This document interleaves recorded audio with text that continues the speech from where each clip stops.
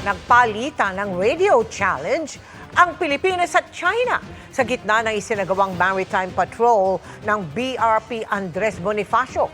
Kasunod yan ng na-monitor na pagdaan ng warship at dalawang militia vessel ng China sa Panata Island at paglapit nito sa barko ng Pilipinas.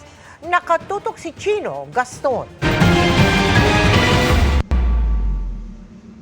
Sa pangatlong araw ng Embedded Maritime Patrol ng AFP sa Kalayaan Island Group, nagpakita ang isang Jiangkai-class frigate ng China na may bow number 525 kasamang dalawang Chinese maritime fishing vessel mag-aalas 8 kaninang umaga. Na-detect ng BRP Andres Bonifacio ang Chinese warship habang dumaraan ito sa may Panata Island.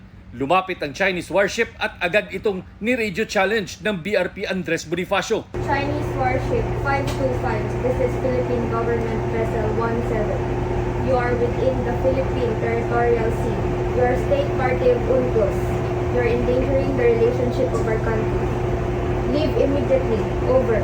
Hindi raw agad sumagot ang Chinese vessel, pero matapos ang ilang ulit na challenge, sumagot na rin ito.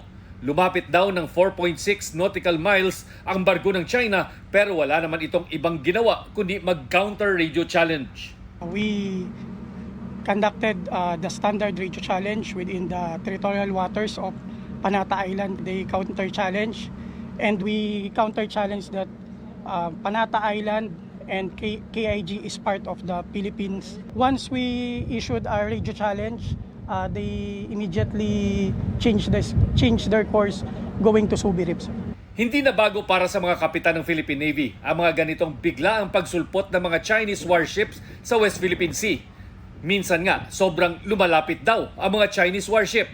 Sa mga oras na ito, kritikal na masunod daw ang rules of engagement alinsunod sa polisiya ng gobyerno para hindi sumiklab ang karahasan. One action of the tactical units which is kami po is will escalate or de-escalate a certain situation.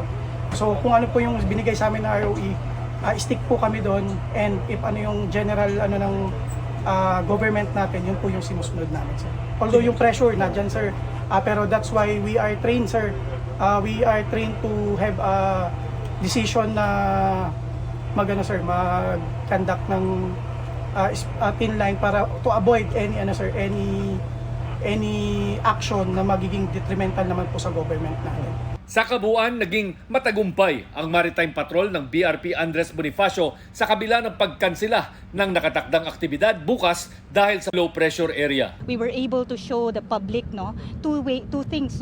One is the heroism and sacrifice ng ating mga tropa, kung gaano sila nagtitiis na malayo sa pamilya, pero at the same time nagagampanan pa rin yung misyon ng Sandatahang Lakas ng Pilipinas na protektahan at i-uphold itong sovereignty natin dito sa different areas. Nangako ang AFP na sa mga darating na panahon ay dadagdagan pa at pagagandahin ang mga pasilidad sa mga maritime outposts sa KIG para mapagaan ang buhay ng mga sundalong nadidistino dito. Mula rito sa Kalayaan Island Group, Chino Gaston, nakatutok, 24 oras.